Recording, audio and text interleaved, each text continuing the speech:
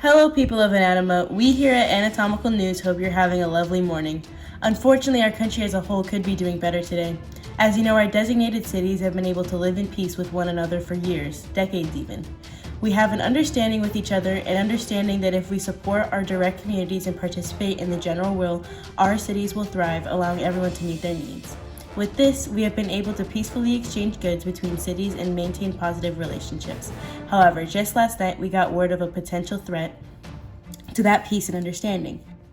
It is to our knowledge that a citizen within the city of Patelataria started a movement and has actually gained quite a following. Just like in all of Anatoma, Patelataria has a similar system in which all its citizens are required to attend meetings once a month to discuss the laws of their city and their ability to meet everyone's needs as our society and our needs grow. In addition to this, citizens are required to attend their jobs 6 days of the week in order to sufficiently contribute to the community. However, yesterday marked the 5th day in which a citizen under investigation, known for the purpose of anonymity as John Doe, did not attend work. After looking further into Doe's life, it has been discovered that he has not paid his taxes in 2 years. Yesterday, we got a call from an anonymous eyewitness who found themselves on the scene. Here they are now to speak on the subject. Hello. Hello, please state your name. We'll bleep it to keep your identity anonymous. Bleep. Okay, go ahead and tell us what you saw yesterday, as well as how you found yourself on the scene. Right. Well, I was out with my friend at lunch, just a few blocks from my house. It was my day off. After we parted ways, I began to walk home, and that's when I heard the yelling.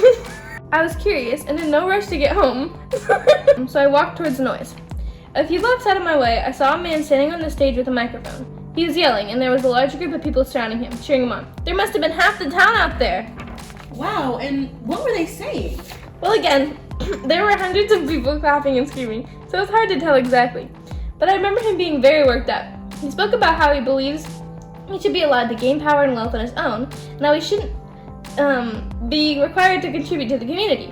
He said that if the people of Patelataria followed him, he'd lead them away from a Rousseauian society where they'd be able to live for themselves and thrive without the obligation to give parts of themselves up to the community.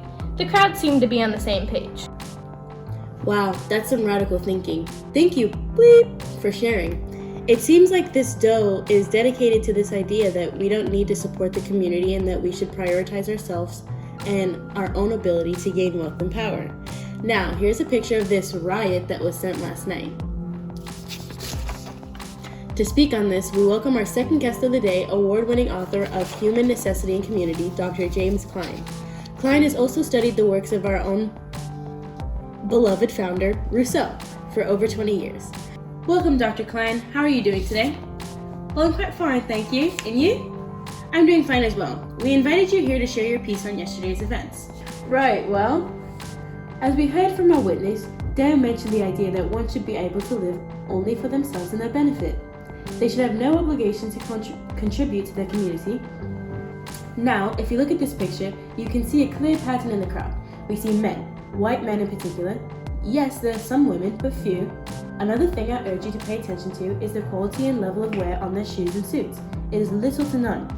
While society does well with preventing wealth from pooling and attempting to keep gaps between wealth as small as possible, there will always be discrepancies. The city of Patelataria has had a long history of excess wealth due to large oil reservoir found. Some citizens within the city of Patelataria have grown particularly wealthy due to the high demand for workers, and Patelataria has had trouble regulating this increase in wealth, and a gap has formed, separating people like Doe and his followers from others. The people following Doe have been given opportunities that others may not have been given. While Doe was born into an oil family, others were born into families with less. Our society was built to address this problem, and when we give up parts of ourselves, such as working hours or money for taxes, it allows us to give back to each other and satisfy our human necessities. Those that question the system don't necessarily benefit from it because they don't need the help. However, many fail to understand whose needs they help meet when they do participate and do their part. This is a real problem, and we need to figure out a way to make these citizens understand the importance of community and contribution for people like Doe began taking away others' abilities to meet their needs.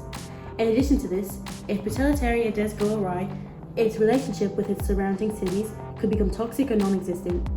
Petalitaria has the potential to become independent and tyrannical, which would only end up benefiting those in control.